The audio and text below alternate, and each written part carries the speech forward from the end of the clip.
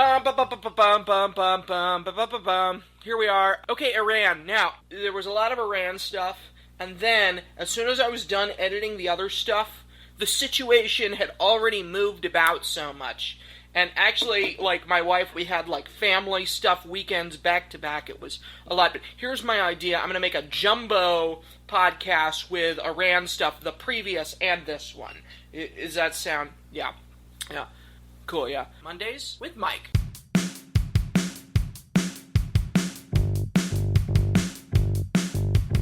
Mondays with Mike.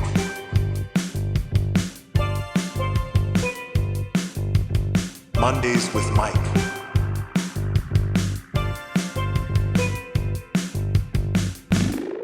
Here is the previously unreleased Mondays with Mike Iran segment recorded on April 4th. The more recent segment, recorded April 25, begins at 1 hour, 2 minutes, and about 40 seconds. So, I guess we'll first talk about Iran. In Iran, in the Iran conflict, as one might have predicted, the United States has had no difficulty establishing air superiority, although that's not to say it's not contested. There was a plane, an F-15, down, and we're looking for the survivors, and so is Iran. So, it's a war which is one-sided in terms of military might technology on the U.S.'s side. Where the U.S. engages and what it engages, we will prevail. But this is a conflict which the U.S. has given very few ground troops to. Do you happen to know the number? That there have been some special forces. I know it's under 10,000, right?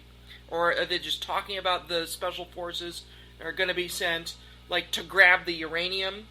Oh, so right now there's no troops in Iran, as far as I know, from public. So there's around 50,000 in the region. If you were to look at the whole area around Iran, right, all the bases, all the Middle East. But the operation that you're talking about to go into the nation of Iran all the way to Isfahan, which if you look at a map, it's not near the center of Iran, but it's far in there. That kind of operation would require quite a lot of people, right? Because you would need to have the ability to fly in, set up a perimeter, defend all those troops. You'd need the specialized machinery to dig down into the rubble, which requires pretty sophisticated machinery and operations there. You need special people who are trained to do that kind of work because you're dealing with radioactive material, right? That poses a danger to anyone who interacts with it. So it's a very specialized kind of operation. So it's to the tune of easily thousands of people, right? Because you would need not just the boots on the ground, you would also need all the air support to go both into the country and out of the country and to defend everybody who's doing the work while they're doing the work because they'll be surrounded on all sides by the military of Iran. And the issue with Iran is that the numbers I'm reading, they've got at least 1 million people under arms who have guns. And so an operation of that scale and magnitude would require tens of thousands of people.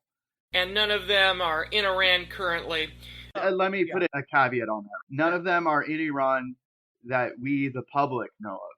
That's Right. not to say that there's nobody in Iran, because Iran's a huge country. And so the whole issue there is, say an operation of this scale is happening, there is a possibility that there's people in Iran right now setting up an operation of this kind, putting in the infrastructure, clearing obstacles, doing any number of things in a clandestine way that we will not know about and we should not know about, right? Because the only way it works is if nobody knows what's going on until it happens. So there is that aspect of it that could be happening, right? Because it's very clear that there was intel and there is intel being gathered through all those targeting of the leadership and the various echelons of power within Iran. There's no way they're getting that information without having somebody either there or somebody on the inside helping them to get that level of information. Why did they know where all the leaders were on the first day of the conflict, where they're having their breakfast, all that kind of stuff? There's no way they knew that without just incredible intel gathering. And so that kind of aspect of it is probably happening if an operation of that scale is going to happen. But there are a few questions to be raised before that operation even does happen. Did they move the stuff before the strikes in June when the bombers attacked, right? There's a very real question there of if the material, if that operation of that nature even happened, if it's there, right? Because again, Iran's a huge country. They could have moved it. They could have hit it. And more importantly, it's not even that they could have moved it and hit it, all of it. They could have split it up into different amounts and then moved it all over the country. So that's the big question I would have as to the efficacy of an operation like this. Do they even know it's there? Are there any other amounts anywhere in the country? What amount of information's been gathered to actually find that out? And those are all raging questions. The other issue, though, is that it's not super clear that what they're saying about air superiority and controlling the skies is actually the case, right? If two planes get shot down, two jets from Iran firing and shooting down those planes, that means that the U.S. doesn't necessarily control all of the skies. There's certain elements within Iran, apparently, that have the ability to do that and succeed, because they did. They succeeded. And they destroyed that U.S. plane at the Saudi base. So there apparently are some air defense elements and some weapons that exist somewhere in Iran that the U.S. still doesn't have a handle on. There's no other way that they get shot down other than for that to have happened. So those are the risks, right? So if for an operation of this magnitude, they would have to bring people in and have a way to bring people out. I'm not sure you've seen a cargo plane or a transport plane, but those are big and they're slow. They're heavy, especially with the machinery they'd have to carry. A slow and heavy plane is an easy target in the sky for air defenses. That's just the way that is. Sure, yeah. All of this as a means of a long preamble to whatever forces we have, if any. It isn't the hundreds of thousands of troops that we needed either time, first when we got Iraq out of Kuwait, and then when we beat Iraq. Yes. Can I just interject briefly? So I was looking it up. In World War II, Iran got occupied by Russia because they were trying to maintain a supply corridor. To give you some perspective on what that took, it was around 60,000 troops, 1,000 tanks, 400 planes. So what's very clear right now is the U.S. does not have 1,000 tanks or 60,000 troops that are preparing to do a land invasion of Iran to hold it. And that was in World War II. Now the numbers are much starker. So Iran had, 126,000 to 150,000 troops in World War II.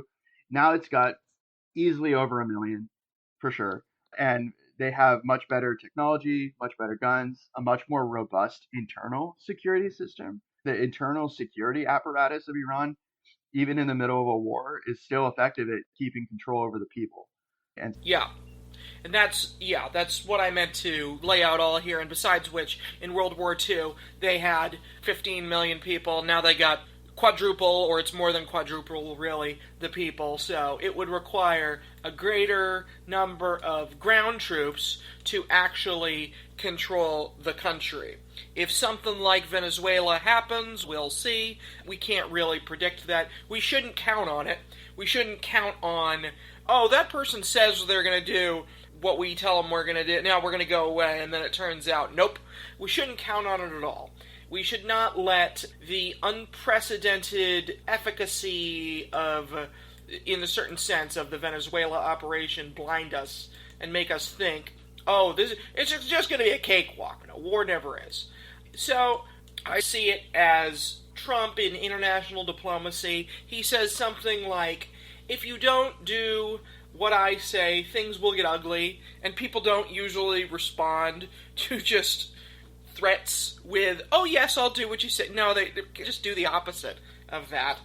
And so things do get ugly, but it's not in the way that has resolved the problem exactly. So with that, I would continue on to Trump's Wednesday night address, but have I missed anything of the Okay, I'll continue on.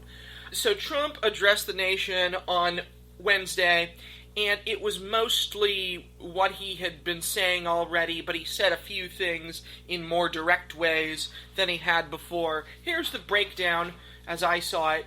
He says we're going to leave very soon. Who knows if that's true? He either during the speech, but definitely indicated at some point that it's 2 or 3 weeks to go. He said this on April. He said it on April 1st. There it is. I could imagine him later saying it was an April Fool's joke. But so between the April 15th and April 22nd, the operation, according to what White House sources have said, should be wound down. Let's see. Let's find out. Let's find out. But the big bombshell was we're not going to guard the strait. And the following day, oil went up as much as it has since 2020. And I think back in 2020, it was below zero briefly. So, of course, it's going to go way up from that. Yeah, I looked up what the lowest price is. During COVID, it hit negative 37 something. Yeah. So they were actually paying people to hold oil because it was worth so little. They literally had to pay the storage facilities to take the oil, which was right. That's completely bizarre, dystopian, what is going on situation. But we're not there. You can't just dump out the oil like you could in the 1800s. Shouldn't have done it at any time, but they needed to guard it. But anyways, oil was way up, biggest spike since 2020, and according to the Times of India, it remains about where it was at the close of trading on Thursday, which is 110 a barrel. So we're approaching about the all-time high of 150. Trump's gotta be thinking something. And this is where I'm interested into what you think. What exactly is he thinking? Because the only thing I can think of him thinking that is these other countries. Because he asked other NATO members to help open the strait, and Britain and Japan at least said no, and many others indicated no. So, is this spite? What could this be? This seems to me to be a self-inflicted economic crisis. Maybe I'm just a peon and I don't understand. What do you think?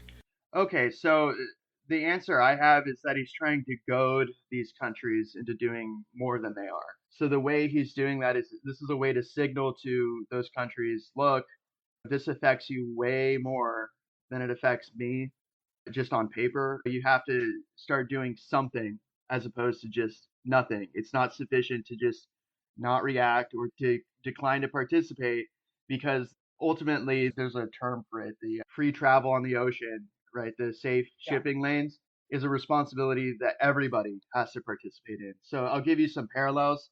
The things right now in the world where there are coalitions that are working at least somewhat to maintain safe shipping lanes is there's a coalition that deals with pirates off of Somalia. It's a multi-country coalition. They all work together. They talk to each other and they try to stave off piracy. That's one. The other is in the Red Sea with the Bab al-Mandab Strait. That operation happened, and it is still, to my knowledge, at least in some capacity, going on, right? Where they're keeping the shipping lanes open so that shipping can go through the Red Sea. So from my perspective, all Trump's trying to do in this regard is to get them to move faster. A careful reading of the news is that they are doing something, that the countries had a meeting, I think it was 35 countries had a meeting to discuss next steps on what to do. The question is just when they will do it. Because I do think that a coalition will form, but right now they're waiting for the hostilities to settle down a little bit so the situation's more predictable. Essentially, this is just Trump signaling to those countries, look, we will help, but we won't do it alone. That there has to be international participation in this because it's an international issue, right? No matter whether the U.S. started the war or the U.S. ends the war, it's still going to be an issue. So they better be working now to figure out a way to deal with it. At least from that perspective, I think he's just trying to goad them. He's trying to, I don't know if the word shame is appropriate, but he's essentially trying to articulate a message to them that they have to start doing something, that they can't just depend on the U.S. in this one thing, because there is a pathway forward. And it actually just happened, I think, the other day, that there was a UN resolution that was, they tried to pass it, and France, Russia, and China vetoed it, if you look at the news. So they're trying, right? It's just, I think they need to try more, right? They have to actually do more. And we'll see. The thing here is there's all this urgency, but it's like international diplomacy and international relations, just geography all scream that this isn't just going to happen. It's going to take weeks, if not months, if not years, for a coalition of this size to all gather together and actually show up and do something.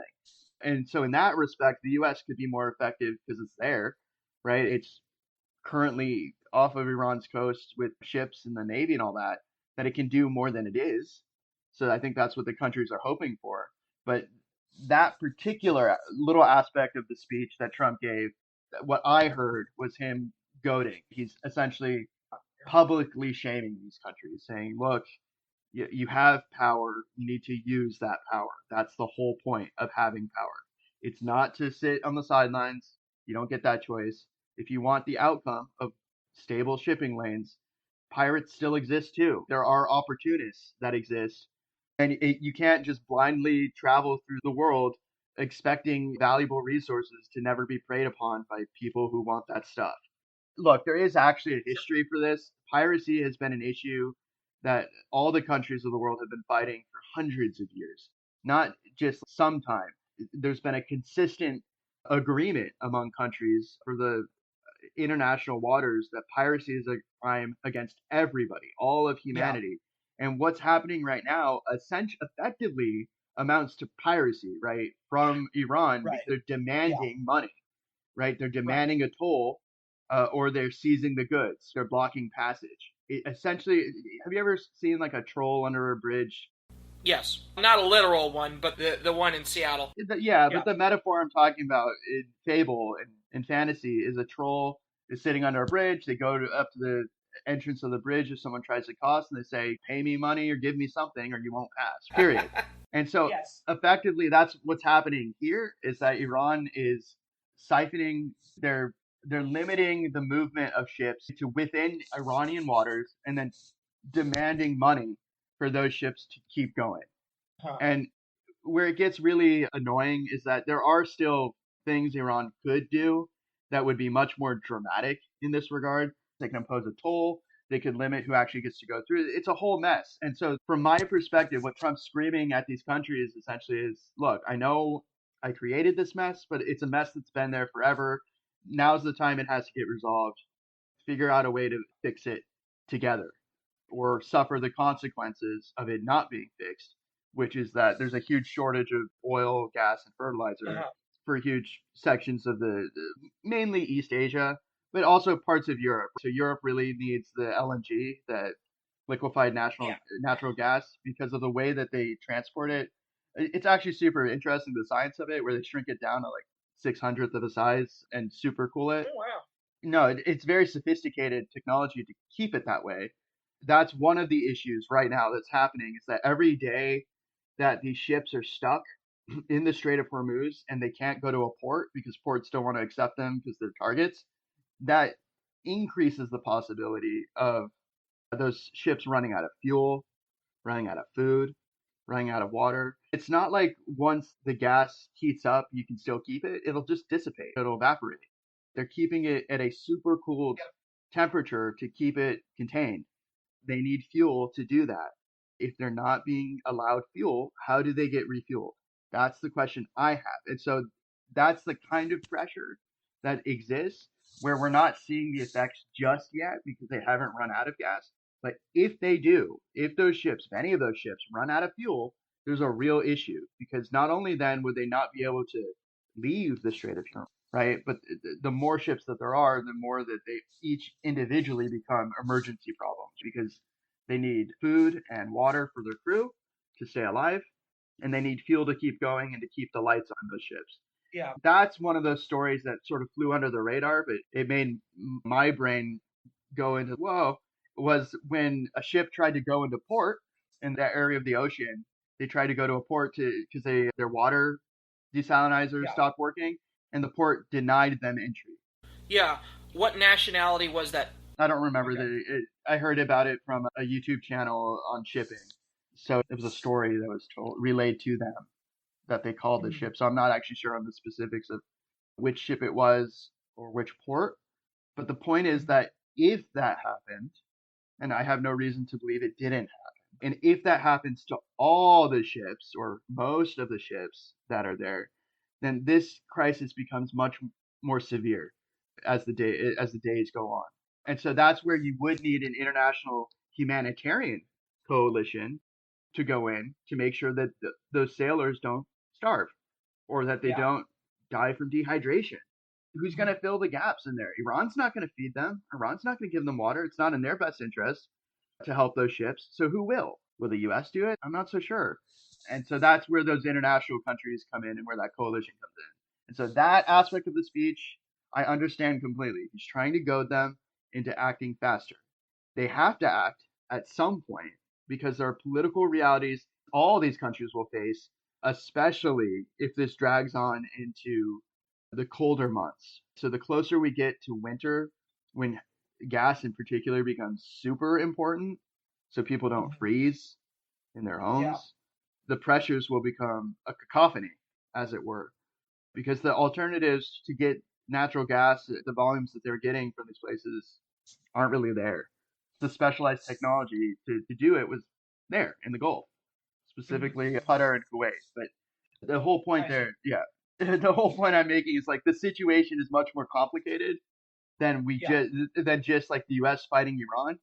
I think there's 20,000 sailors right now, something like that. Like thousands and thousands of sailors who are just sitting in the Strait of Hormuz waiting to get out. And if they can't go to port, how do ships get refueled? How do ships get food? How do ships get water? It's not some mystery here. Like they have to physically get refueled and restocked and replenished. Look, it's not like these ships if you understand how shipping works, it's not like they planned, oh, I'm going to go on a voyage for years and years, so I'm going to stock up on 3 years worth of food and a huge amount of water and all that stuff, right? No, the way that these ships travel is they travel it in chunks, right? They go from one port to another port with the expectation that they'll be able to restock on everything they need. That has come to a grinding halt. And so that's just like a separate aspect of this that has absolutely nothing to do with fighting, right? Nothing to do with war and conflict and troops and all that stuff. It's just the simple reality that there is a humanitarian crisis right now on the ocean, and the ways to deal with it are increasingly becoming limited. And so that's where you absolutely would need an international coalition to show up and help these people. Right, agree. Yeah, those are good considerations, and it does speak to the efficacy of the international system more than just one country acting in a unilateral manner. And I can see both sides of it in terms of I could see the French perspective, let's put it that way, since they were one of the vetoing members here, of this wasn't a problem until the U.S. mucked around, and the problem didn't arise but by that action. And I can see that, but I could also see, yes, but piracy is against international law. Just because a country is getting attacked here, we don't say, of course they're going to become pirates because they got no other option. No, there's not really that allowance. And I guess that it follows that if U.S. leadership is unreliable, I don't exactly mean to say unreliable per se. What I mean is tumultuous. If U.S. leadership is tumultuous, then it would make sense for there to be a coalition of other nations to supplement the leadership, and especially as you bring in humanitarian concerns for the sailors. Actually, can I interject super quick? So it's not just humanitarian concerns for the sailors. It's an issue of retention. So you can want things in life. You can want oil to fund your vehicles and gas and energy. You can want gas to fund your industries and gate technology and all that fun stuff. You can want fertilizer to make your crops grow and have a more reliable output of food. But it's not just a humanitarian thing for these sailors. These are the ones who do it. If there is no effort or limited effort made to convince these people who are physically doing the work that they can safely look. People, civilians, they do jobs with the expectation that they do the job, they do it well, they get paid, they can feed their families and support their life and all that good stuff, right?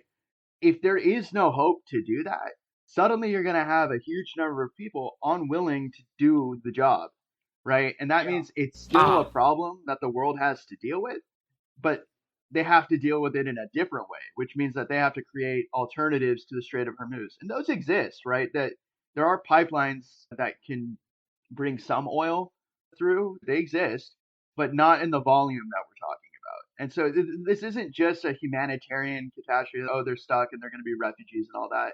No, this is about maintaining the industry itself. If you actually Human capital. yeah, if you actually, until we have automated ships that don't involve like human sailors at all, of captains, sailors, crew, whatever, until such a time as that happens, you actually have to have humans doing the work.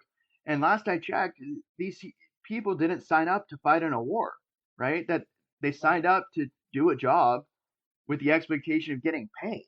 And the longer this goes on, the less the likelihood of them getting paid in a timely manner, certainly, but also other issues start arising, medical issues, issues with water, issues with food. And look, maybe these countries are forgetting history, but if sailors refuse to do a job, it's not going to get done. They have the power, right? There's a reason that capital hires labor. And they need to not forget that, because there are very real political realities in a lot of these countries that they will come face to face with if they don't deal with this problem. Completely separate from the how the Iran war started or gets resolved. This is going to start in other places, and now's the opportunity to deal with it, to make sure that the Strait of Hormuz is open, to keep it open, and probably most important, to figure out a resolution going forward where they're not paying millions of dollars in tolls just to get the stuff out, right? The downside right now, the situation's looking pretty bad because it looks like Russia just got a ton of money due to the essentially the sanctions being lifted or reprieved or whatever for their oil. That sucks for Europe because they still have to deal with the Russia-Ukraine war, and Russia getting more money means Russia can do more stuff. And it looks like Iran is actually making quite a lot of money from these tolls and from the lift on the sanctions for the oil. Oh, people are paying the tolls? Yeah, that's the whole issue, is that are indeed currently ships, it looks like, paying millions and millions to go through, right? Like, it's not an issue if no one pays, but it's 100% an issue if people pay. Because if they pay, that means that they are getting an advantage, right? They are controlling the market. And if that is allowed to continue in the way it is, Iran's collecting a toll, then the real winner of this war, even if, because remember, like all the military stuff, that's temporary. You can replace virtually all types of weapons, all types of ammunition, all types of stockpiles. If the regime stays in place enough that it still has control of the country and it still has control over the geographic, whatever, sovereignty of Iran, they just have to wait. They just have to wait for the US to leave eventually.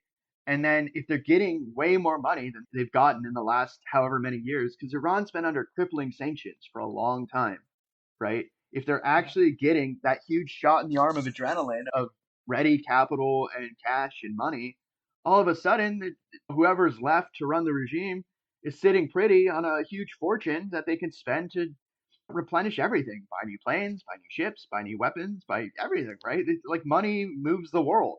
And if they're allowed to create this kind of toll, we're talking to the order of billions of dollars a year, billions with a B, right? And just in tolls, just of ships paying to get the stuff out, right? And here's the problem.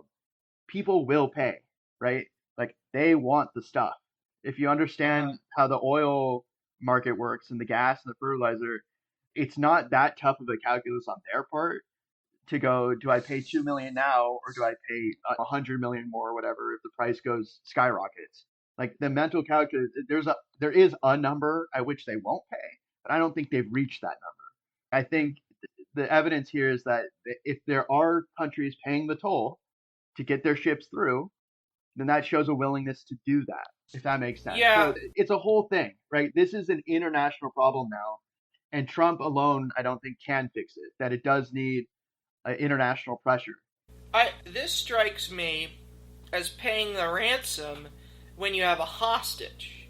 But of course, the idea is that it isn't in the national interest. I'm just thinking back to the Iraq War or whatever it was. I remember this came up during a popular event, and they said we don't pay money for hostages, not because they didn't want the hostages back, but because of a fear of the proliferation of hostage for money takers. And and my brain immediately goes to that. If somebody can successfully exact it, so I thought they were just saying, you have to pay us, and people were shrugging. But if they're actually paying, wow, yikes, this is a big problem. Big problem. Next, I wanted to just go back to a bit of Trump's rhetoric on it in terms of, he says, it's not our problem, but of course prices are transferable. Yeah, so that I think is just straight up I don't want to say he's lying, but he's finessing the truth that it's not our problem. That doesn't make any sense. The price of oil, 100% is a global market, supply and demand. Remember, this goes back to corporations have a duty to deliver profits to their shareholders or whatever. If the price of oil is double somewhere else compared to the US, it doesn't matter how much the US produces within the country. Those oil producers are going to sell it wherever they're going to make the most money.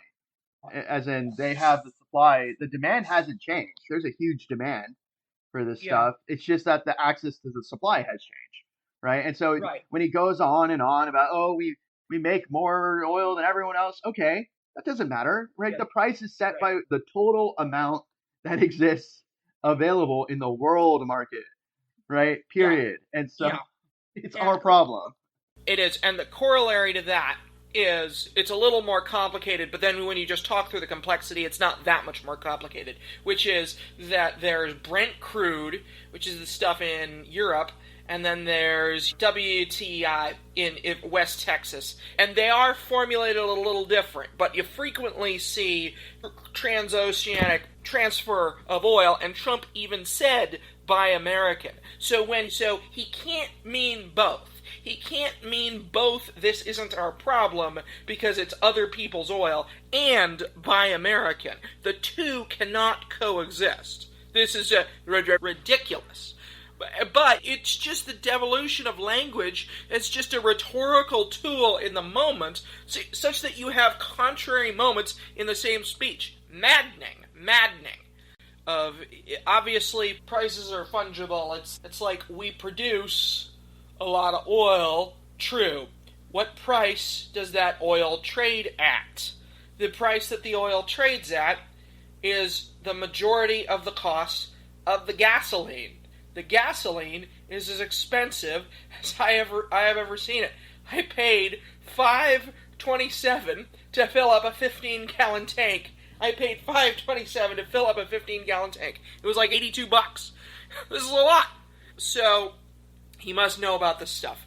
What do you think? Yeah, so there's a handful of issues here. Probably the biggest one in my mind is that if they don't figure out this issue with the tolls being done in the Strait of Hormuz, then there's going to be other countries opportunistically looking at choke points around the world going, if Iran can do it, why can't we? And so the next one up on the whole list of what's blinking red in the lights of international trade and commerce that could be a problem if this is allowed to continue without any kind of meaningful response is the Bab el-Mandeb Strait in the Red Sea. I was looking it up. It's 5% of the world's oil and gas and shipping. And if you look on a map, it's pretty narrow in the Red Sea. There is not that much room to navigate there. And so it wouldn't take that much effort for the Houthis in Yemen to set up a same kind of thing, like a toll system for ships that want to get through, and everyone else just sits there scared of getting attacked by missiles and drones and boats and stuff. That, I think, is where Trump is very wrong, that it's not our problem. It 100% is our problem. The U.S. is committed to ensuring international shipping lanes and trade. And there you go. That's the word, freedom of the seas. That's the word I was Yes, looking open for. seas, yeah. Correct. The U.S. has taken on, if you look historically at the role the U.S. has in international politics and trade, the U.S. has assumed the mantle of helping to ensure free navigation and freedom of the seas. Hence, all those aircraft carriers that we have and the huge navy that we have, because it runs the world's economy. And the U.S., being part of that world economy, heavily depends on trading and shipments and shipping. And again, this goes back to retention, right? This isn't just about That was important. Iran. This is the standard that is being set going forward for how international shipping is viewed by people who participate in the system. Just like piracy was a problem that everybody had to contend with, this is now the same kind of deal. If they don't resoundingly say no, you cannot impose tolls on international shipping lanes, period. Yeah. Can't do it. Other countries will be like, if Iran can get away with it, no one's stopping them. Exactly. Why can't we? There's money to be made. And so that's the message being sent. And that very much is a problem for everyone. Not just the US can't run away from it. We participate in a global economy. Not all of our money, but a great deal of our money comes from outside the US, of people buying the stuff that the US sells and us buying stuff that they sell. Yeah. I don't think we should allow ships to proceed that pay these tolls. I think if they pay the tolls, forfeit the cargo. Oh, that'll make a bad mess worse, because the problem there is probably. we would be interfering with the economies of countries we don't really want to. China, India, for a variety of reasons, we don't really want to fight them. They have a lot of people, and at least for China, they have the means of fighting back in pretty robust ways. There's a whole list of things China could do to give us a really bad day that they don't do on any given day. We want to keep it that way, right? We want China to just keep letting us trade and navigate waters and all that without making life more annoying for everybody. Yeah, China's a big country. They do their thing, we do our thing. As long as they don't invade other countries, then they're good. We don't want to mess with them. Yeah, so if you look at a map of where the U.S. has troops and the if you read, this goes back to Obama's administration, the pivot to the Pacific national security strategy, where we were moving all of our assets over to the Pacific, viewing the issues going on with East Asia, is that there's a sort of like a buffer zone, right, of tripwires. So there's the North Korea, South Korea, DMZ, where we have thousands of troops stationed. But then if you look, there's a sort of line of troops and assets and sort of defense areas that the U.S. maintains.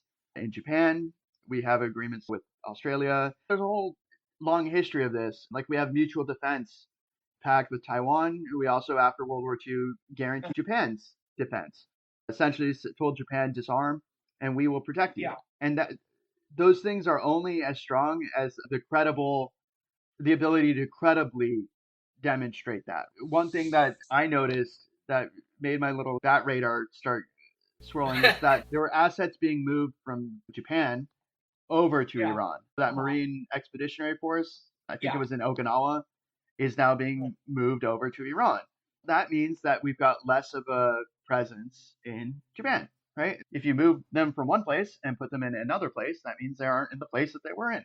There were reasons for them to be there because they could credibly threaten China. If China tried to start snatching up islands from Japan, because they're currently in a bit of a contentious disagreement over some islands, or if China tried to attack Taiwan, right? We can only credibly tell those countries that we heavily depend on, Taiwan in particular for semiconductors, we will protect you if our troops are actually there. Because remember, it's a function of time and distance. They are very far away from us, thousands of miles across a very big ocean. It's not like we can suddenly just show up, right, with a huge number of ships and troops. No, like, we have to put them there, and they have to stay there.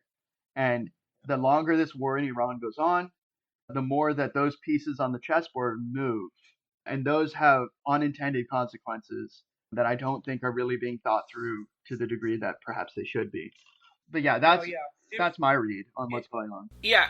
If we lose reliable international shipping, we've lost one of the main pillars of the modern world. This strikes me as like a huge disaster. If so, it seems like we do actually need an international solution to this because it's in nobody's interest, no country's interest, except Iran at this moment, probably, that you would get to exact piracy duties. And also the lives of mariners and their willingness to continue in the merchant marine. Is it called the merchant marine anymore, or is it just individual cargo ships? I'm not sure if it's called that everywhere, but I know for the U.S. it's still the merchant marine Okay, for yeah, people who yeah. participate in the as able sea people, Uh, right? That you have to still get like a license or whatever to. because the sea is a dangerous place, of course. What with the waves and storms, the whole drowning thing. But The risks yeah, are always there for piracy and for crime and the possibility of war. But the way that the system has managed to work for a time, even during wartime, was World War II is a good example. They actually had convoys, right? So you had huge convoys of ships right. all traveling together to deliver goods and people and things from place to place. And that was a very active effort of international coalitions, right? That many different countries worked together to accomplish a task. We may have to head back to something like that of big convoys to get ships through. I don't see why there's so much reticence on the parts of these countries that are refusing to intervene. Because ultimately, remember, sovereignty is a recognition from other sovereign countries of a country's sovereignty, right? Like they Yeah. give permission for the countries to act in the way that they are. Iran is, I don't know, 2% of the world's population, 5%. Like it's not that many. Yes, it's many people, like 93 million, but in the grand scheme of things, it's not everybody. And so the powers of Yeah. the world combined, if they really want to, can make this stop if they really want to. I do think that there are some countries that don't want it to stop because they Yeah. benefit from the chaos. That chaos is an opportunity to them to create a distraction so they can do whatever it is that they want to do out there in the world. So I think Russia really wants this to keep going because they're making money hand over fist, that they're just raking it in. I don't think they really want it to stop because the longer this goes on, the longer they get to just keep making more money. And the more money they get, the more stuff they can do. Money creates opportunities. It's not so clear Iran wants this to stop. That this was their opportunity to demonstrate that they could do it, and now they're doing it. For the longest time, it was just a threat that Iran could wield against other countries. Don't mess with us. We're a hornet's nest and bad things will happen. Now it's a credible threat, right? Because they're doing it. And every day that they do it, it continues to be more and more credible that they have the ability to do it. But just like anything else in life, their power is fundamentally limited by the things they have and what they can do with what they have. And that's, I Yeah. think, where Trump is at least correct in one respect, that if these countries want to stop this, they can. They have the ability to do it. It just takes a little bit of courage and a lot of effort. Ultimately, it's a question for international politics. Do they always want to sit on the sidelines, or do they actually want to participate in what they have to do as countries to claw out an existence? Like it's naive, I think, to operate in the world as if they never have to defend themselves and never have to participate in these global conflicts, and they can just benefit from other countries participating. It's very naive, right? History does not reward the. In some respects, it does. So Switzerland managed to survive World War II mostly unscathed through real neutrality, and some of those other countries made it. But for these big countries that rely on international trade and shipping for their bread and butter to be viable economic entities, they don't get to sit it out. You can't accumulate all this wealth and profit and power and then just be like, oh no, not my problem. Yes, it is. There's no way out. Yeah. Like they have to. It has to be dealt with in some way or fashion at some point, right? Now, Yeah. I'll say one last thing on that. There is another path that they could take that, weirdly enough, might benefit the global environmental movement, which is that these countries could dramatically move away from gas and oil. Not in some, oh, we're going to do it, but do it like now. Like that they dramatically invest in renewables and electric cars and all that other stuff that makes it so that this no longer becomes a problem. The only reason that Iran has the power that it does right now over the international economy is because of how much the international economy depends on oil and gas for everything, for all of its technologies, for food, for transportation. If you change the demand, it doesn't matter what the supply is, right? You've changed the demand, and that fundamentally changes the calculation. So that could be, weirdly enough, so this it would be the weirdest irony, right? That the Trump administration has tried over and over again to hide climate data or ignore climate data or say it doesn't exist. They paid off those companies $1 billion to not make windmills off the coast of the US and the Atlantic. Like they've tried. And they've tried to get rid of the auto stop feature, which is like my favorite feature. Yeah. But the point is that they made a real effort to be like, we don't like renewables, electric cars. The weirdest irony would be if this is the catalyst for all the countries of the world to be like, we don't like this. We don't like this pressure that we're under of hostage taking over a finite resource of fossil fuels and like limited supplies or whatever. So we're going to do something else. We're going to move to solar. We're going to move to wind. We're going to move to the wave technology where they generate powers from the waves. We're going to move to geothermal. We're going to move away in a real way from the stuff that causes so much pollution. And so it leads to a global environmental movement. That is an option. And that would be just the biggest irony ever because Trump in part got elected by telling the oil and gas people, vote for me and I'll make you all very rich. And that was a speech I do remember because it was just so blatant. Pretty much, if you vote for me, I will open all the oil drilling and all the other stuff that will make you just very rich if you support me. Let me see where, I think it was in 2024, the reporting I'm seeing is from The Guardian, that he made $1 billion pitch to oil bosses, to 20 fossil fuel heads, that if they gave $1 billion to aid his campaign, he would give them tax and regulatory favors. So essentially that he would make them wealthier than they were. It checks out with what has happened. Yeah, I'm also looking at it. There's a Washington Post article as the first result, is May 9th, 2024, where Trump was pledging to scrap electric vehicles and wind energy. So Biden, Biden had a big movement to have more renewables, and he had that environmental effort to increase the U.S. use of electric vehicles and all that other stuff. And Trump essentially said, I will go in a different direction. And what's very strange about this situation is that if this isn't resolved, if the oil doesn't, the spice must flow from Dune, if the oil doesn't flow to the degree that prices go down, countries have a very real incentive, very real, to move away. So there was a time where countries couldn't do that, where all we had was oil and gas to power our economies and energy and vehicles. But that time is not now. Now there is an alternative. And that alternative starts looking much more appealing when the numbers start blinking bright red of the price. If this price gets baked in, there's going to be a very real move away from oil. I don't see why there wouldn't be.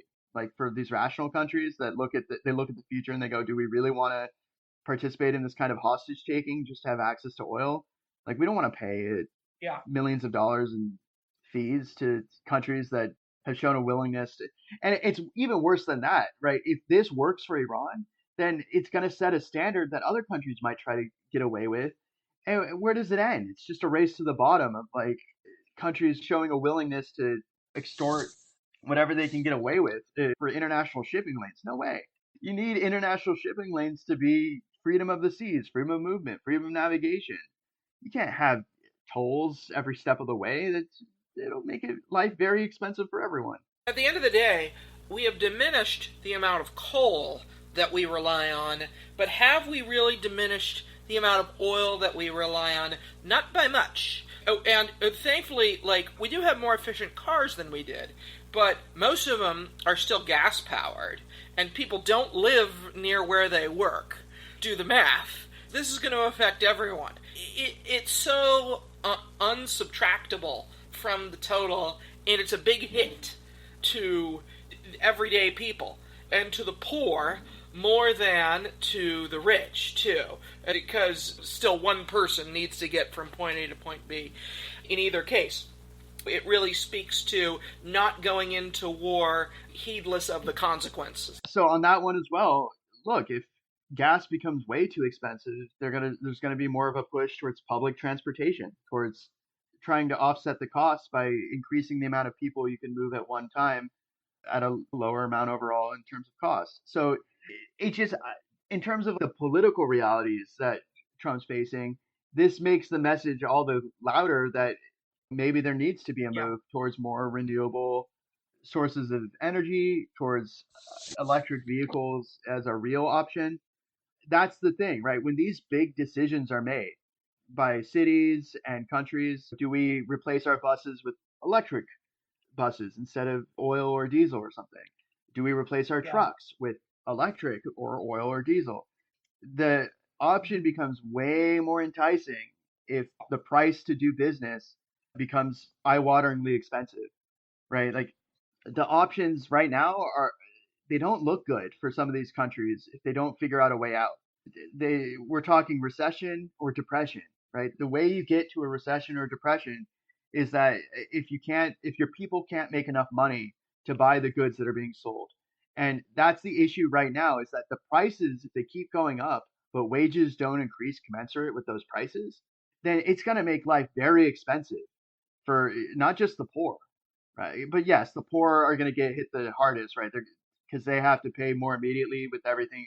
If you're living paycheck to paycheck, your margins are very low of actually making a budget work. Like you have to have enough money to get to work and to get home, but the price of food going up also means that you have to make really hard choices on how much food you can eat, where to live, if you can afford to live somewhere, of medical treatment. And what's scary for me from that speech, actually, I don't know if it was that speech, but Trump saying that we can't pay for daycare and Medicaid and Medicare because we're in wars, that he wants way more money for wars. So we're just going to have to start cutting even more for healthcare and daycare. And it's, whoa, does he not understand that like the economy will come to a grinding halt if people can't actually pay for things like daycare or medical care, that people actually need access to health treatment to be healthy and to work, right? Yeah. And such assessments by him after in 2016 on the debate stage, he said, I don't repeat myself, I don't repeat myself. And then in this address to the nation on April Fool's Day 2026, it's not our oil, so it's Europe's problem or it's the rest of the world's problem. And by the way, if they're having this problem, they should buy American. That sort of his willingness to just go there in terms of saying what he needs to say in the moment.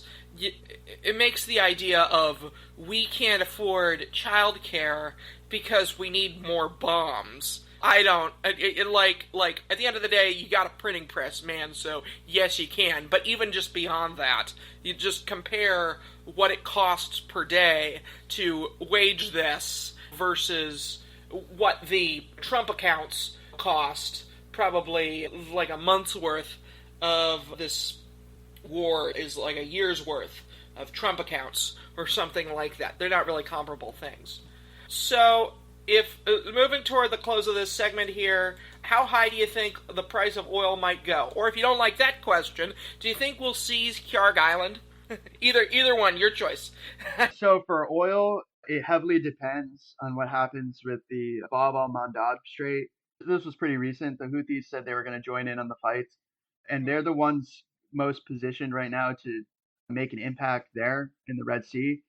But if that happens, of the Red Sea or the Bab al-Mandab Strait getting shut down for any amount of time, the price of oil is going to go up, right? So if it's 5% of the world's oil and gas goes through there and 20% goes through the Strait of Hormuz, it doesn't take a genius to surmise that the amount of oil, the supply is going to be supremely limited by a fourth. So that means the price is going to go up commensurate with the existing supply and demand. So the demand hasn't changed. The demand is there. Countries all around the world really want oil and they really want gas, right? They really want it and they'll pay. quite a lot to get it. And so that means that the price of oil, in my estimation, is going to go up if this isn't resolved in a timely manner. And it's probably going to go up at least 10 to 20% more before this is over. At least that. It's just basic arithmetic that if you have a finite amount of something, but people want as much or more of it, that it becomes more valuable, right, over time. But that's the thing with wars, they're very unpredictable. Things can change. In terms of Karg Island, if that happens, the price of oil will also go up. Why would the price of oil also go up if that happens? It's one thing to seize it, it's another thing to move the oil from it to somewhere else, right? And the issue there is that if they seize that, then the amount of oil that Iran is currently selling on the market comes to a grinding halt, right? Who knows what the effects that will be on the overall market, but it won't be good, right? That it'll be a higher price of oil, I think, because if you look at where Karg Island is, like they can take it, they can hold it for a while, but it's not that far from Iran's coast, right? And the amount of people you would need to take it, pretty high. The amount of people you would need to hold it, way more. Because it's not just the people on the island, it's also defending against attacks to the island from Iran. Because remember, this is 90% of their economy flows through that one island. So, not 90% of their economy, but 90% of their oil economy flows from that island. So, that when you're talking about like existential threats, that is their lifeline. That's the lifeblood of their economy. And it will lead to a massive crash of Iran's economy if they can't hold on to that island. They could do it, right? It's not that they can't do it, it's just the ability to hold it. That's the big question in my mind. I mean, there is obviously a strategic advantage if they can take it because they can credibly threaten Iran with their economy essentially. That they can say, look, you're making money now with these tolls and with letting these tankers out of your own oil. But if we stop your oil from being sold and the flow of your oil, then you're not just going to lose the war. You're going to lose any control of power when there's massive riots in the streets because people are starving and run out of water and stuff, right? Iran's able to hold on to power right now because they still have money coming in. They still have at least some semblance of an economy going. If Karg Island gets taken, that changes the calculus, and not in a very pretty way. It will be very dramatic. Regarding the potential of oil prices remaining high on an ongoing basis, it just makes me think of the oil crises we've had throughout, since the 1970s. In, what was it, 73, we had the oil embargo, and afterward it subsided, but the threat remained even if prices went down. They went up in 79, toward the 80s they went down, but the vulnerability remained. Went up in the Gulf War, then they were low in the 90s, but the vulnerability remained. Again, in 08, they went way up, and because of the recession, they went down again. The vulnerability remained. In 22, they're up because of the Iran war, then they were down pretty low, and here we see the vulnerability didn't go away. The vulnerability, when everything about the world economy still depends on a limited resource that is supplied, a lot of it is supplied from a tumultuous area. That vulnerability will be there until we build our way out of it. And administrations come and administrations go, but people need to remember, hey, the next oil crisis is just over the horizon. So even if you don't have the pricing pressure yet, you will, until you build your way out of it. You can have the last word on this topic. Sure. The last word I'll say here is it's a little frustrating that this situation is happening now with the Strait of Hormuz because the opportunity was in fact there for these countries to create viable alternatives leading up to this where they're not so heavily dependent on one waterway for so much of the world's oil and gas. They could have made canals, they could have made pipeline, and there's any number of options that existed that didn't involve catastrophic system failure the moment that one country decides they want to make some money off of international shipping routes, right? That there is something to be said about the lack of preparation on the part of some of these countries because they have huge amounts of resources that flowed in. This is not some small sum of money that they made over the years from oil. They had huge amounts, gargantuan, exorbitant amounts of money that poured in from the profits from oil, which means that they were too heavily dependent, I think, on the idea that the US would protect them or intervene in a situation like this, and that there was too much optimistic, hopeful thinking. And so, in that one respect, I do think that they're going forward, should this conflict end with the Straits of Hormuz being reopened, there should be looks at making meaningful alternatives in terms of transporting this volume of oil and gas. And I do think that some of the countries around the world that depend so much on this oil and gas should make more of an effort to invest in the infrastructure in these areas to ensure the flow of this stuff isn't impeded as much as it is in the way that it is, right? Because if you want to reduce global conflicts, if you want to stop wars, you need to have meaningful alternatives in place already. It's not throw your hands up in the air and go, oh no, the sky is falling. It's not some opaque mystery why this is a problem, right? It's a problem because there's not enough ways to get the oil out from the places that the oil is at and being extracted, and the same with LNG, to the places that want it. And so there needs to be more of an effort to ensure those kinds of things that aren't so vulnerable. There you go. That's the word. Aren't so vulnerable to outside pressure. And there's ways to do it. There's underground pipes you can make. They could make canals. They can make a series of. Look at the Suez Canal, right? That was an effort to increase the opportunity to ship things from where they are to where they need to be. Same kind of deal here. If you look at a map, there are opportunities that could have been utilized to reduce the likelihood of this kind of pressure.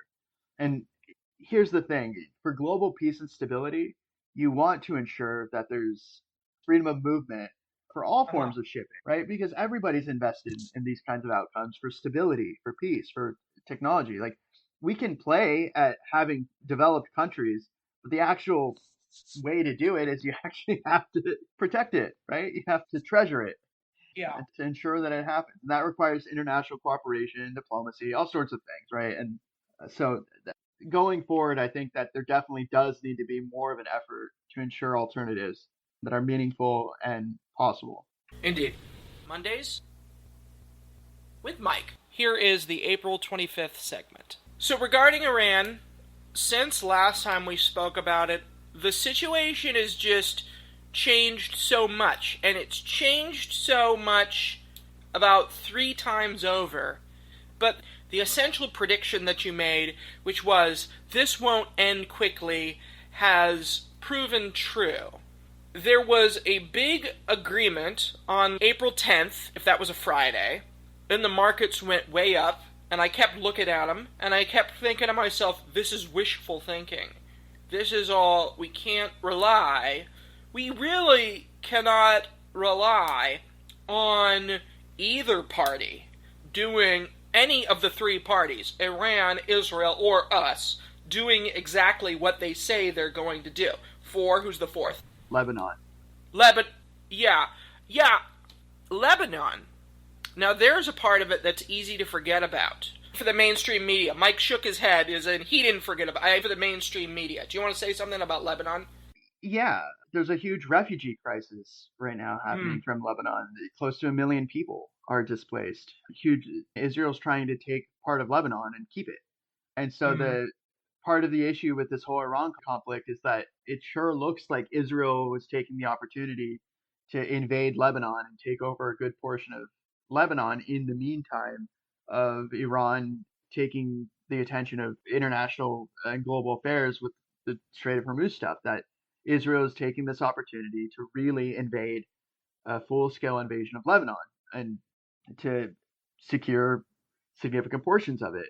And so it's worth mentioning that this war between the US and Iran isn't just a war between the US and Iran, it's also a war of Israel versus Iran and Israel versus Lebanon, which is why Lebanon was included as part of the conditions from Iran for the ceasefire, that there needed to be a ceasefire between Israel and Lebanon, and that the fighting needed to stop in Lebanon because the two are interconnected in terms of the political situation of Iran and the Middle East at large. That Iran utilizes Lebanon as one of its proxies, and so it can't be out of the conversation because it's an integral part of what's going on. That it's part of actually the reason that the ceasefire appeared to have been broken at least once in terms of the Strait of Hormuz staying closed was that Israel kept attacking Lebanon.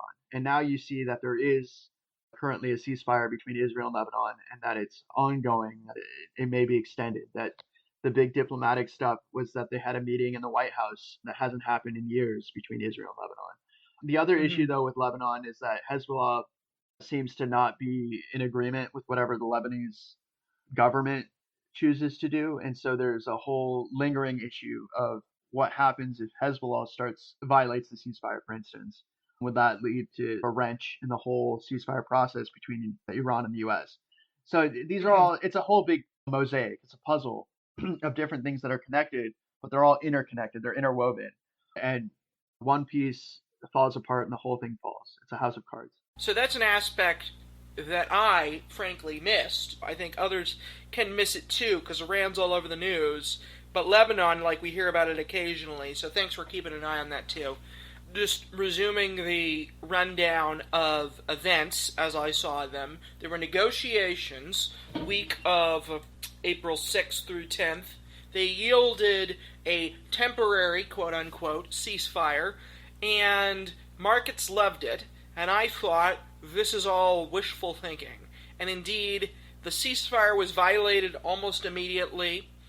There was an interesting piece of audio, and I believe its legitimacy, although I don't know of its legitimacy, of Iran firing on this Indian ship and the captain saying, "You gave me clearance, let me turn around." Again, I heard that audio too in a news report where the Indian captain was saying, Iran, you gave us permission. Essentially, you gave us permission to stop firing. I'm pretty sure that's legitimate. It sounds legitimate. We believe it to be legitimate. We don't have any reason to believe it is not legitimate. And so this all comes with Trump repeating that he's going to blow up bridges and power plants. No small threat. But his condition for not doing this was that Iran had to sign on the dotted line for a permanent ceasefire. But then no signature happened because Iran said that the U.S., probably said other things too, but he said the U.S. that had to remove the blockade. The blockade was not removed. Trump then said, and I believe this was, I remember being in the QFC parking lot and hearing it on the radio at night. This was April 21st.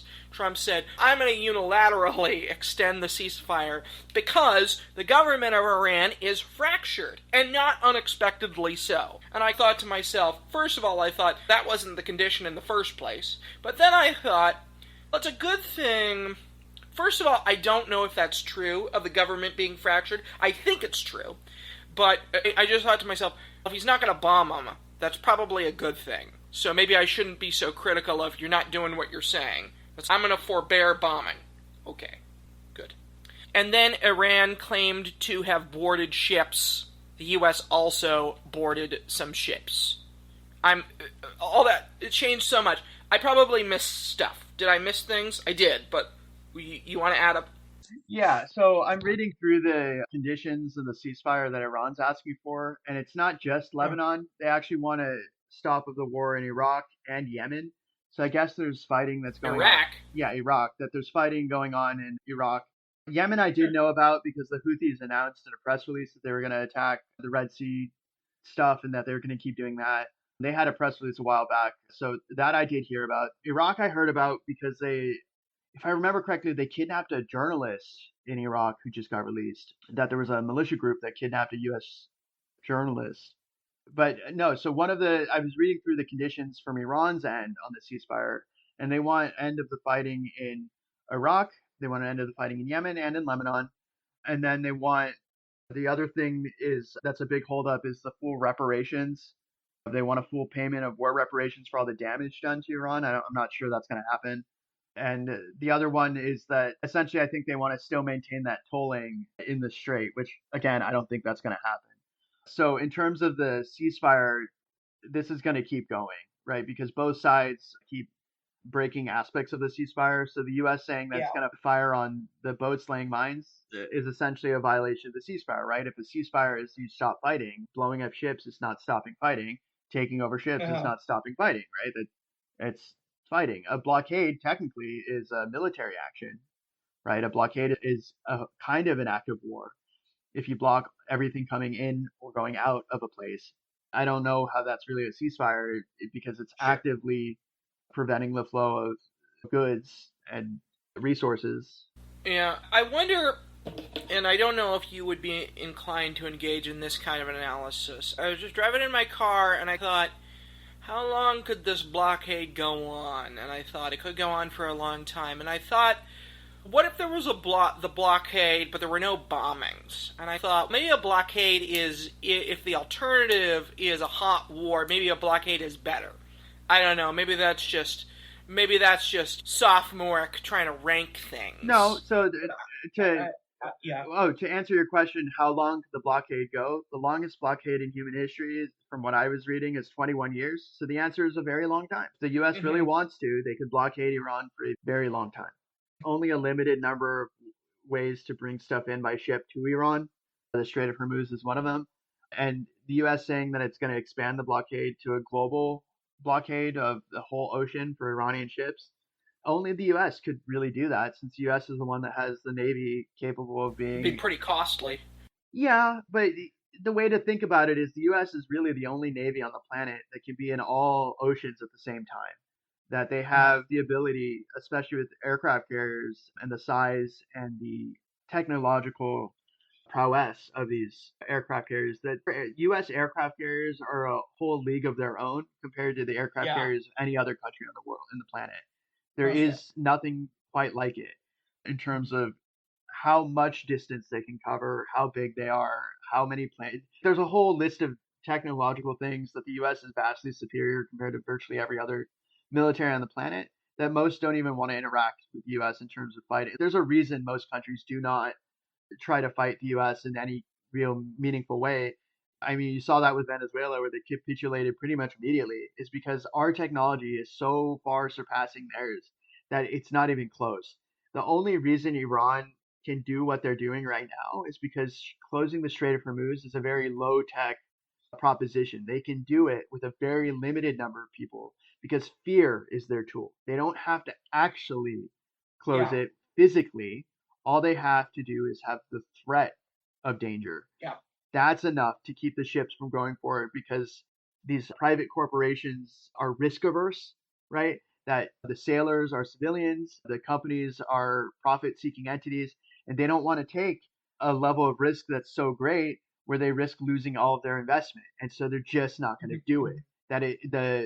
The most profitable choice for them in many cases right now is to do nothing, to just sit there and not do anything, because it's the difference between having millions of dollars worth of stuff and losing millions of dollars worth of stuff.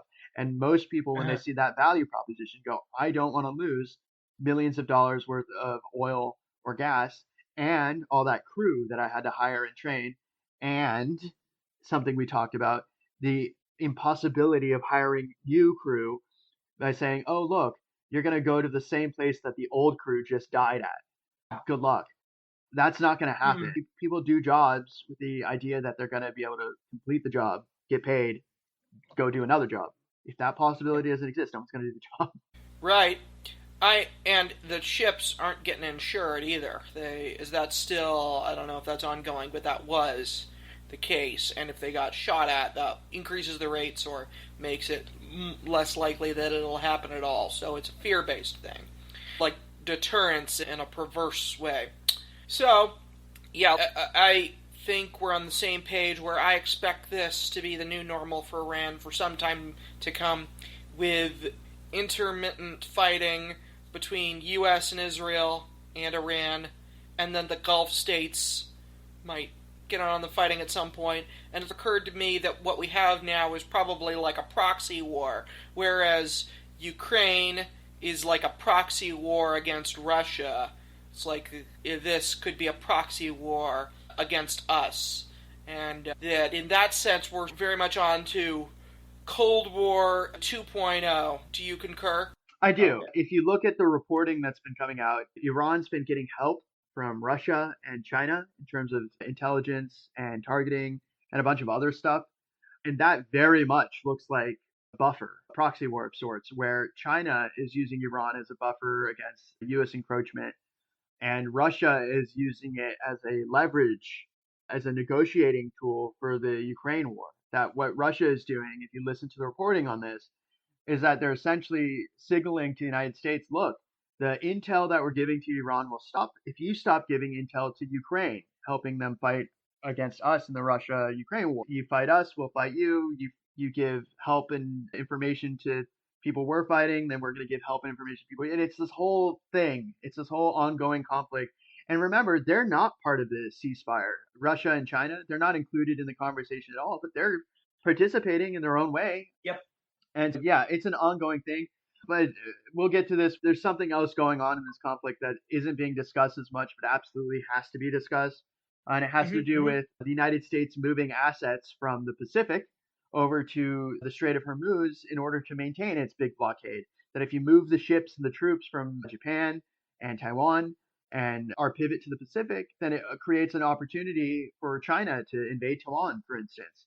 And there was news that came out recently that the president of Taiwan was traveling somewhere and that they couldn't traverse the airspace of certain countries because their permission was revoked.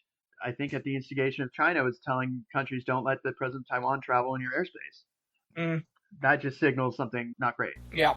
The president of Taiwan was going to Eswatini, which is Taiwan's only ally in Africa, and the visit was stopped because of pressure from China to countries along the way. And so Seychelles, Madagascar, and one other denied overflight permit. Essentially, they didn't allow the president of Taiwan to go into their airspace. And so the president of Taiwan had to cancel his trip to Eswatini. And what that signals to me is that China is exerting pressure diplomatically on the other countries of the world to try and rein in Taiwan's participation in the international stage. Why would China exert pressure for Taiwan to participate in the international stage? It's to set up a precursor towards possible military invasion or economic encroachment, some kind of blockade or encirclement around Taiwan, because China wants Taiwan back pretty much. And so that's why this war in Iran and the ceasefire and the blockade, those are all sending out little alarm bells in my brain that the real battle being fought isn't necessarily right now in Iran, because that's come to a halt. It's actually what's happening in the Pacific is the next stage of conflict of sorts, because China is a much bigger, a much more powerful, much more capable adversary than Iran in terms of what the U.S. could actually do against China. Because China's got 4 times or 5 times our population. They've got a huge military. They've got any number of tools at their disposal that Iran simply doesn't. And what China has is an absurd amount of resources compared to the United States. Remember, the United States tried to do a trade war against China where they slapped on, 165% tariffs. And China, they just kept grinding on in terms of continuing to trade, continuing to hammer out trade agreements and deals, continuing to make money and rake it in. And remember, the U.S. is heavily in debt, right, to the eyeballs. We're overly leveraged in extreme amounts of deficit spending and trillions in debt. If you look at our debt to GDP ratio, China isn't. China doesn't really have that level of precarity or instability. And so it's a kind of adversary that we would do well to carefully watch and not lose sight of the, I'm trying to think of the phrase, keep your eye on the ball. That when we're diverting our resources and our buffer zone of sorts, because we've got there's a sort of trip. If you look at a map of the Pacific, the U.S. has a sort of tripwire in effect around China, which is the DMZ in South Korea. It's got our troops in Japan and the promise we've made to Japan of the Mutual Defense Pact, essentially that we disarmed Japan after World War II and told them, if you need help, we will come to your aid. period. The end. Yeah. And Japan's a pacifist nation now, but the U.S. has made a promise, ironclad, that we would help Japan in their time of need. And so we have troops there, we've got bases there, whole thing. But then if you look at the sort of map, I'm actually thinking back to the Obama administration, the pivot to the Pacific, when they announced the national defense strategy, was that we're transitioning away from the Middle East, from Iraq, Afghanistan, and that side of the world, and we're moving towards the Pacific because the next big conflict between great powers is the Pacific. It's what China is trying to do with Japan and the Sengoku Islands. It's what China is trying to do with Taiwan and trying to get Taiwan back. It's what China is trying to do in terms of the various things that it's doing. The one I'm thinking of is it's trying to control a trade corridor, if I remember correctly. It was one of the oceans. There was a strait where China was saying that they controlled the waterways, and that other countries couldn't go through it without China's permission. There was a specific area that they were trying to do it, but that's an ongoing thing. Yeah. And another thing about China is it's the term used. The term used is country of engineers. Okay, the news I'm thinking of is that right now there's countries in Southeast Asia debating whether they should impose tolls in the Straits of Malacca. Is that Singapore? Indonesia is of Malacca is, where is it exactly? So the Strait of Malacca is between Sumatra and Malaysia. Yes, Singapore. You're right. It's right next to Singapore. Okay. If you look at a map, it's pretty much right next to Singapore. It's a huge choke point for world shipping because if you look at the various ways to navigate that area of the world, there's not that many. But no, I'm talking about the South China Sea in terms of what China was doing, where they're trying to limit shipping and ships in the South China Sea and trying to expand their reach, essentially, that control it was a whole thing, but it's ongoing. But yes, right now, the thing that isn't being discussed as much, but certainly is worthy of discussion in regards to the Iran war, is that with Iran trying to impose tolls on the Strait of Hormuz, there's other parts of the world where there are choke points and straits and various navigational issues that sort of require careful cooperation and coordination between countries for shipping to happen, where they're seriously discussing imposing their own tolls. It used to be that there's freedom of navigation, right? That ships are able to freely navigate the waters of the ocean, that you cannot open seas, that you cannot impose a toll on a strait, you cannot impose a toll on something that's international waters. And right now there's a very serious discussion happening over whether to impose tolls in various other places, specifically the Strait of Malacca, which is a huge amount of oil and gas and other resources go through the Strait of Malacca. It's gigantic. It's not, I think it's at 25% to 30% of all goods traded in the world go through the Strait of Malacca every year. 102,000 vessels went through in 2025. That's a lot.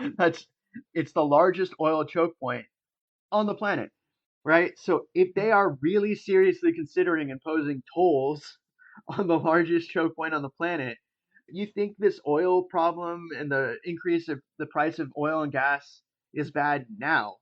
Wait until a third of the world's oil and gas all of a sudden is slowed down because of these tolls. Because some people in some countries may decide not to pay the tolls and take the long way around. And the long way around means everything becomes more expensive. But also, if they choose to pay the tolls, everything also becomes more expensive because it gets baked into the cake, right? If you pay more money to get something from one place to another place, then it costs more money to get that thing. So no matter what, the prices are going to go up. So yeah, this is a big problem. I really hope the Straits of Malacca don't have a toll imposed because it's going to be a mess. Yeah, you know what I'm thinking here?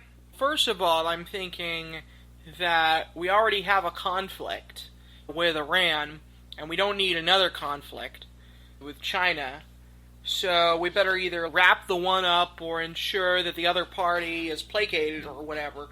And that this generally is a good sort of ambient reason to stay out of war, because if your hands are tied in one place, what if a fire erupts in another place?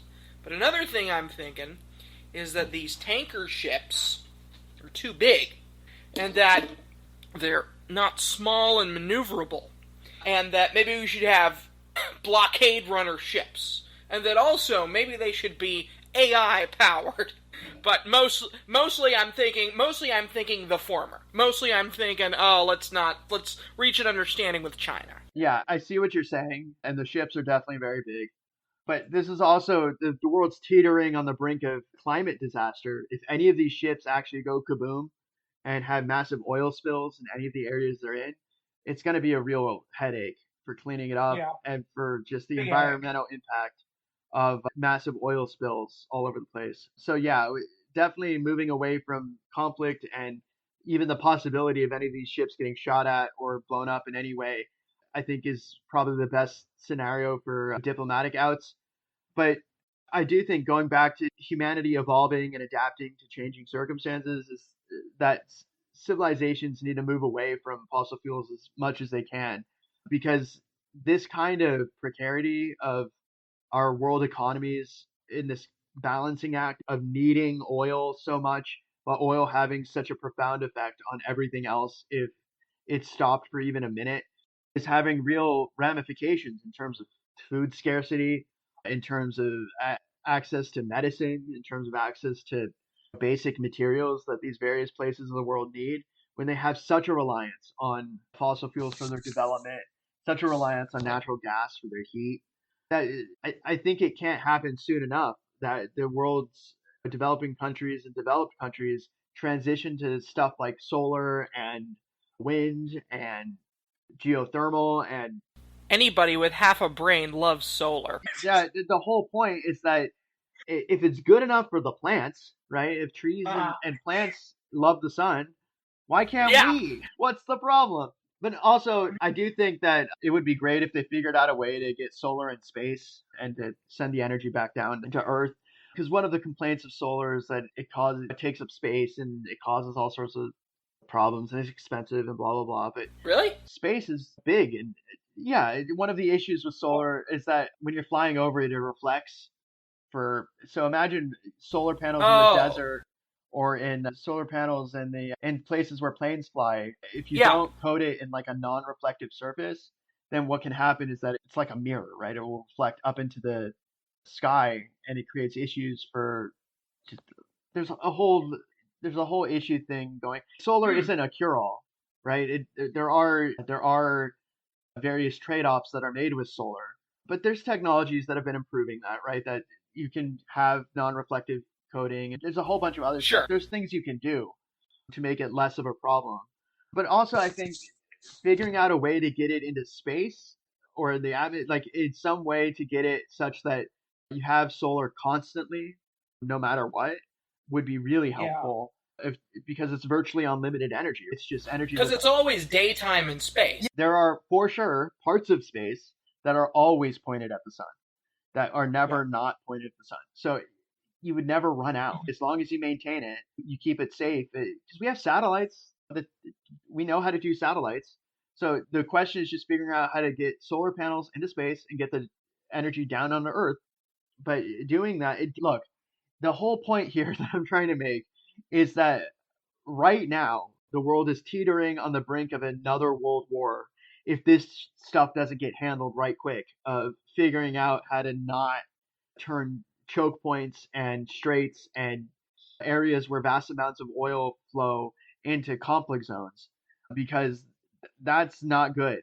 You're going to have serious fights and wars if countries start starving because like half the world's oil is locked up behind these tolls or these blockades or any kind of impediment that stops the free flow of oil and shipping, right? It's going to be not good. There's no way around it. It's not going to look pretty if half the world's population can't have access to oil. Yes. It's going to look incredibly scary, because wars are started over resource scarcity and precarity, and over one group has something and another group needs something, and they view the risk of getting that thing from the other group as a risk worth taking if the alternative is mass starvation or destruction of your country, right? Wars are fought in large part, not always, but wars are fought over control of resources, control of geography. Geography very much dictates where wars get fought and why. And if you look at Yeah. the record of wars right now of the last century, a lot of them were fought over access to the Suez Canal, access to the Panama Canal, access to the oil fields, access to. There's a whole list of reasons why wars have been fought, but a lot of those wars were fought over access to oil or access to waterways because of oil. And that Yes. in the foreseeable future, I don't see that changing, right? Oil still drives most world economies. It's like the lifeblood. It's the beating. Oil drives all right, can't drive without it. It's the circulatory system of the Yeah. world economy, right? People Mhm. like having things. They like having cars. They like having food. They like having refrigerators. They like having modern technology and amenities and on. And all of that comes to a grinding halt if the oil stops flowing. The spice must flow in Dune because spice is the thing that powers interstellar commerce. It's what allows the ships to travel. Well, the oil must flow right now in the world economy because we don't have a meaningful alternative anywhere near to the degree that we would need for people to live their lives in a what we call like a not civilized but like a higher quality of life that people have come to want and need in their lives, that people want to be able to travel with cars, they want to be able to use trucks to bring their goods to from the farms to the markets, because the alternative is it takes forever, right? Trying to transport things by foot for the distances that we live would take a very long time. We would go backwards, Mhm. and the story of humanity is not to go backwards. It's ever forward. It's ever onward. We go up, we go down into the ocean, we expand, we move in every direction we can possibly travel, but we're always traveling, right? That's the story of humanity, is that it's a constant transition towards something more. And this will arrest that motion if it goes through to the degree that it could. If the Straits of Malacca get shut off with tolls, if the Strait of Hormuz continues to have this blockade, and it's not going to look pretty. That's all I'm saying. There's going to be a massive refugee crisis at some point if the people run out of food or water. So, just to close out here, I guess there's two questions. First of all, you're telling me that China now asserts, because they assert control over the South China Sea in a certain sense, and they justify this by artificial islands or whatever, but I don't exactly know. They have various, but they now assert that they may toll the Strait of Malacca. No, it's not. No, it's not China asserting the toll of the Strait of Malacca. It's the countries at the Strait of Malacca are discussing Oh. putting in a toll at the Strait of Malacca. So Indonesia, Malaysia.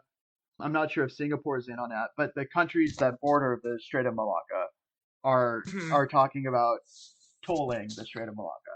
Okay, that's different.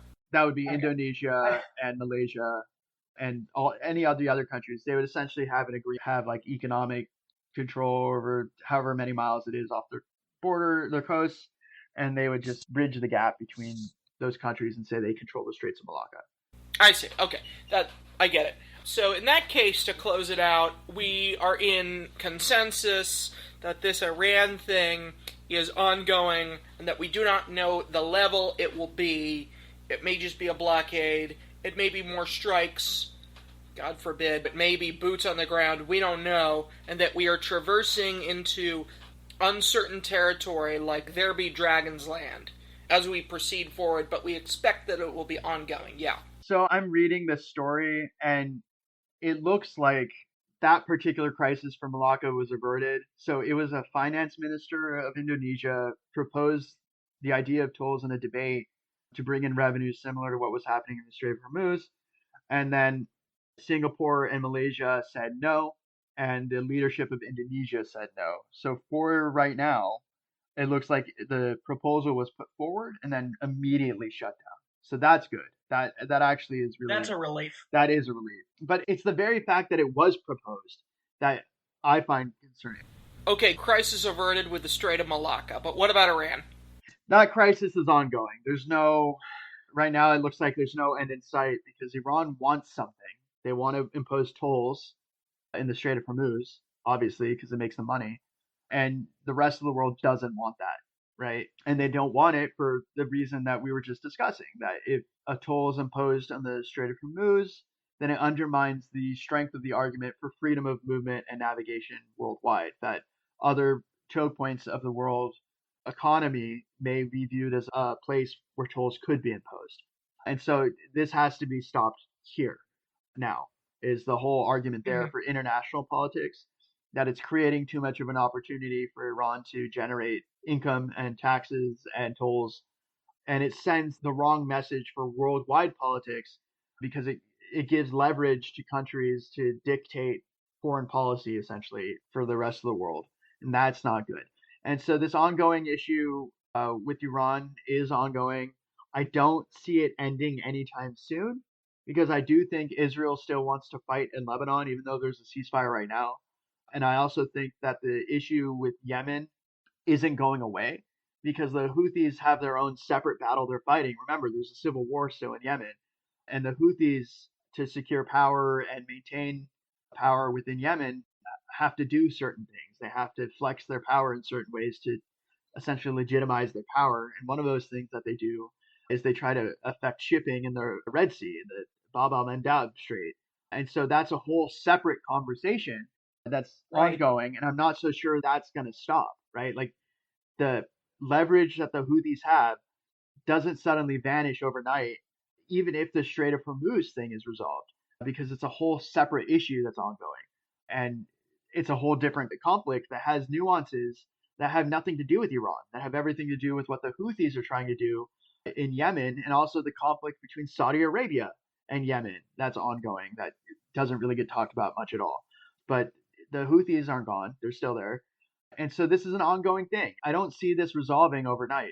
There's no situation I envision that this just suddenly magically dissipates, right? That let's say Trump is right that there's instability in Iran right now, that one hand isn't talking to the other, that the diplomatic people could show up at a meeting, hammer out an agreement, and then the IRGC within Iran could say, no, not going to do that, and then disregard the ceasefire. So the Indian ship is actually a good example. Say the Indian ship did pay a toll or did get permission from someone in Iran to go through the Strait of Hormuz. Someone else in Iran that had control of that little section of the Strait of Hormuz, or the military, whoever, said no, right? They disagreed.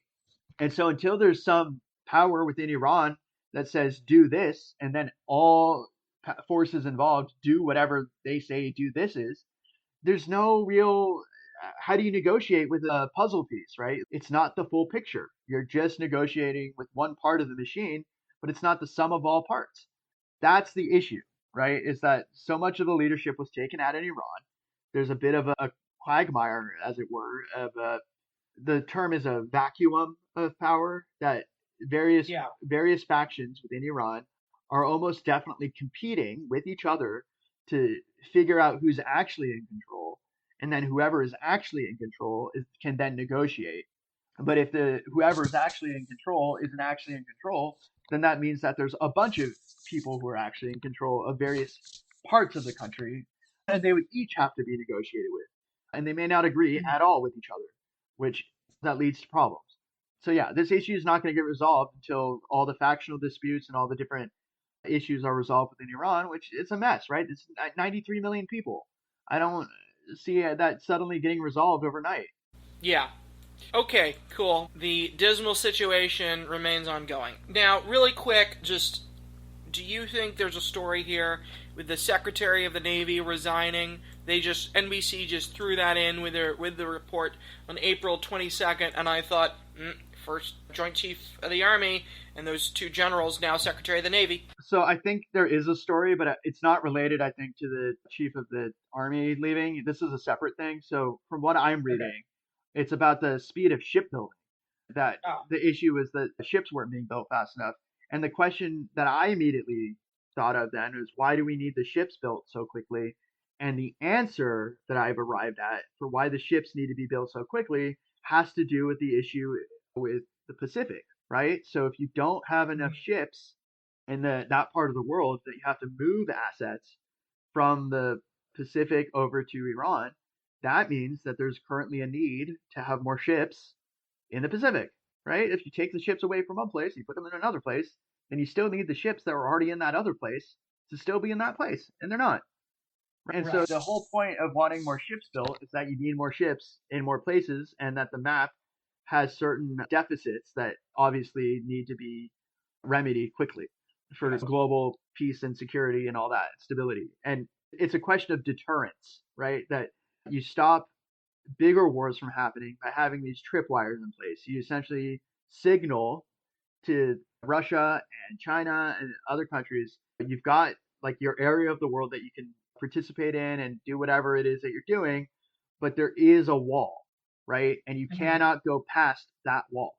If you encroach past that wall, and in this case, the wall isn't like a physical barrier, it's the ships, then there's a problem. It's the whole spheres of influence thing, right? These countries, they have their navies, they have their submarines, but their range of movement is limited because the U.S. Navy always has a presence virtually all over the planet. Have you ever heard that term, the U.S. is the world's policeman?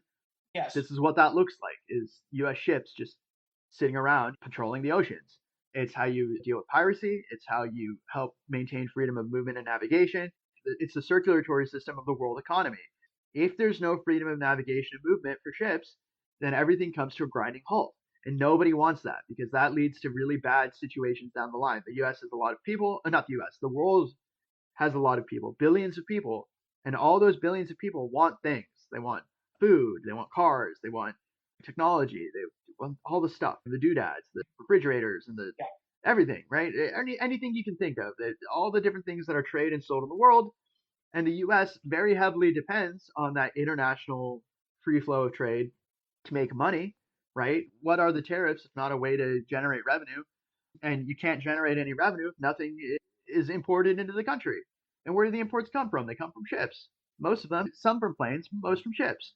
What keeps shipping safe? U.S. Navy. And the fact that there's not a world war, right? Because remember, if you look back at the world wars, how did they move stuff around? They moved stuff around with giant armadas, right? Huge convoys of ships, 50 ships, 100 ships, right? To try and stop the submarine attacks, the plane attacks, and all that stuff.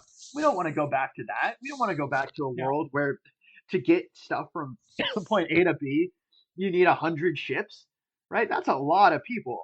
That's a lot of risk and uncertainty trying to get from various parts of the world. And civilization will come to a grinding halt. All the things that we like, all the things that we need in life, they will start rapidly diminishing because, lest we forget, it's an interconnected global economy. The corporations are trans corporations. They don't just operate in one country, they operate in 100 countries or 80 countries or 50, right? Like it's all interconnected. So you like your smartphone's made in 12 different countries. And they get all the parts and they send them all to one place and put it all together. You like your computer, where your computer is made in 30 different countries. Different little Yeah. parts are all put together and then sent to one place, or different parts are all built somewhere and then sent to one place to put together and then shipped out. You like your cars, you like like the list goes on and on of all the various things that we have where the supply chains are very long, right? 100 different stops, 80 different. It's not as if we just build something in one place and it's all. Maybe the only exception there is China. China does have certain products that have a complete supply chain in China. That's why so many companies make stuff in China. Is that they can, from start to finish, they can get all the inputs and create the end product without leaving the country, which is one of the big reasons why China is such an economic powerhouse. Is that they've got all of the infrastructure in place. The U.S. used to, but it's changed. But China does. But the whole point I'm making is that all of those things depend on certain things being a given on any given day. That pirates aren't going to rob the ships, that there's not going to be a toll or a blockade or some kind of impediment that doesn't allow the ships to dock, and that there's a free movement of goods and services. If any one of those things stops, then it's all a complete mess. Cool. Yes, indeed. Not cool, but No. now we know. Yeah, but yeah, so that's why I think the Secretary of Navy was fired. Is that the shipbuilding was too slow, and they need ships now. Is that there all of a sudden is very much a need, and it's immediate and it's apparent. What's immediate and apparent about that need? Right now, we need those ships that clear mines. They got decommissioned. I'm pretty sure that decision was a bad decision. It's not a smart decision to decommission your demining ships before you go to war with a country known for mining the Strait of Hormuz. Like, it sure would be nice to have a bunch of ships that can remove mines at the ready, and they're not, which is why there was that whole hissy fit over NATO countries not sending their ships that can take away the mines. If we rely on the goodwill and participation of others, they can say no. And so we have to have our own ships that can do that. We don't. So we need those. We also need, obviously, just more ships in general. We've got an aging fleet. Cool. What was it? It was, in some recent podcast, I don't know if it was recent, I predicted a golden age for lawyers. And maybe we should go back to law school. And I heard it was a golden age for nurses recently, and maybe it's a golden age for shipwrights. Is that what they still call them? Shipwright? Might be, yeah, a dry dock boom. This is like in those Paradox interactive games where you gotta build a bunch of ports so you can get more ships. Mondays with Mike.